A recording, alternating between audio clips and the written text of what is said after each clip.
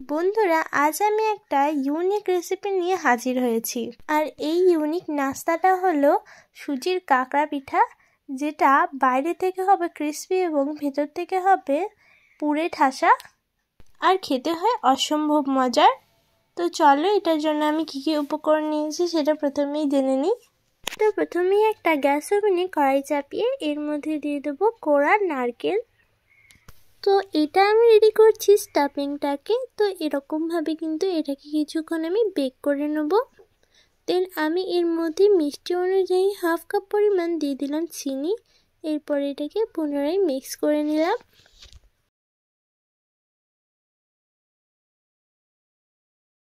স্বাদটাকে আর গন্ধকে দ্বিগুণ করার জন্য আমি এর মধ্যে এলাচ ফাটিয়ে দিয়ে দিলাম।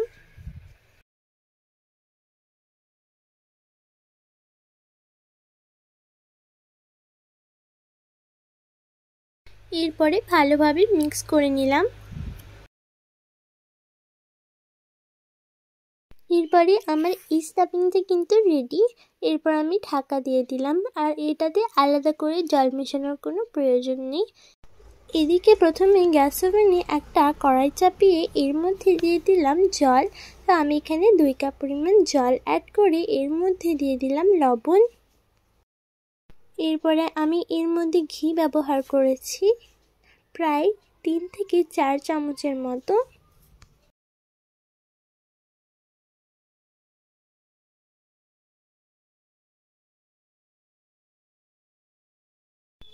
এরপরে এটাকে কিন্তু খুব সুন্দরভাবে আমি মিক্স করে নিলাম। তো আমি দেখো এটা একেবারে পুরোপুরিভাবে তৈরি করে নিয়েছি। দেন আমি এর মধ্যে প্রায় 1 কাপ পরিমাণ দিয়ে দিলাম সুজি। এরপরে এটাকে কিন্তু খুব সুন্দরভাবে মিক্স করে নিলাম। এটা মিক্স করতে করতে দেখবে এটা ঘন হয়ে যাবে। তো এটা আমি মিক্স করতে করতে একেবারে ঘন করে নিয়েছি। দেখো এটা একেবারে প্যান থেকে উঠে পড়ছে। যখন এরকমভাবে প্যান থেকে উঠে পড়বে তখনই কিন্তু এটা রেডি। আমারটা কিন্তু রেডি হয়ে গিয়েছিল, তাই কিন্তু আমি এটাকে নামিয়ে নিয়েছি।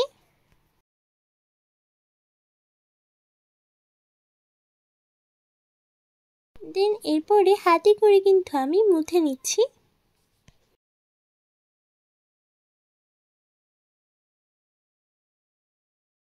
তো এটা যখন মুথা হয়ে যাবে তখন কিন্তু আমি শেপ দিয়ে দেবো। তো প্রথমেই দেখো আমি হাতে করে রাউন্ড করে নিয়েছি।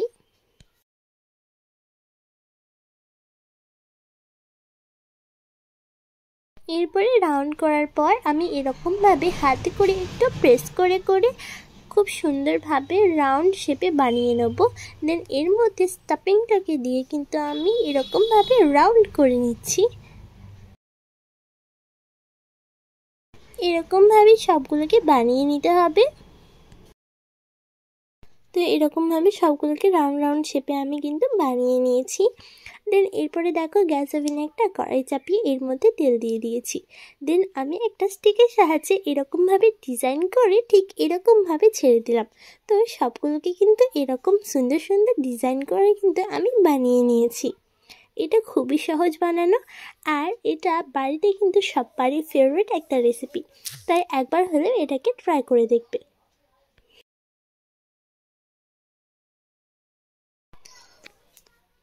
তো এটাকে কিন্তু আমি লাল লাল করে ভেজে নেব।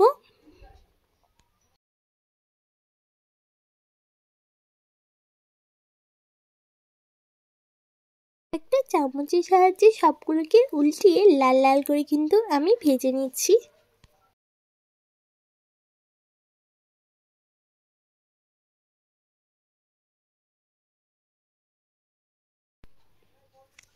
তো এরকমভাবে সবগুলোকে কিন্তু আমি বানিয়ে নিয়েছি। দেখো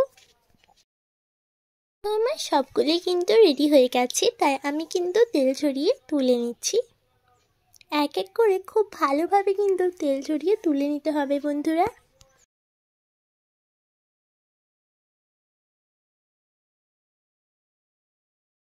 এরপরে আমার বাকি যেগুলো ছিল সেগুলোকে কিন্তু সেম প্রসেসে আমি তুলে নেব।